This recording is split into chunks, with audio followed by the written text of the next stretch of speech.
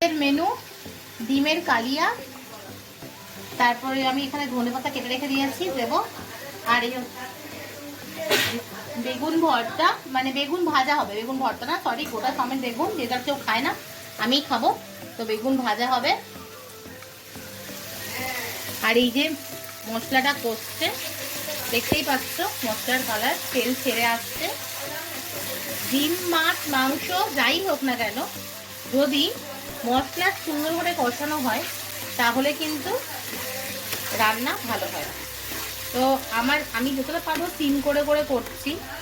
এখানে আছে পেঁয়াজ, আদা, রসুন আর বড় এলাচ, ছোট এলাচ, দারচিনি আর তেজপাতা, এটা ফোড়ন দিয়েছি তেলের মধ্যে। আর যারা একটু মিষ্টি খাবে এবং একটু চাও যে একটু মিষ্টি মিষ্টি হোক, তাহলে তেলের মধ্যে সামান্য আগে একটু চিনি দিয়ে দিতে পারো। আর তারপরে ফোড়নগুলো দেবে।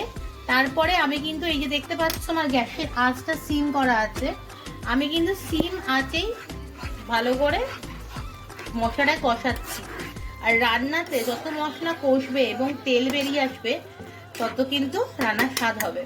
চলো চলো দেখতে থাকো, সঙ্গে থাকো, আমার মশলাটা কতক্ষণে কষুক আর সৌহার্দ্য ওয়েট করুক। আর এইদিকে আমি দেখাতে বলবো সৌহার্দ্যকে আমার ভাত হয়ে গেছে, আর এখানেও দেখাতে বলবো এটা হচ্ছে আম দিয়ে টকের ডাল।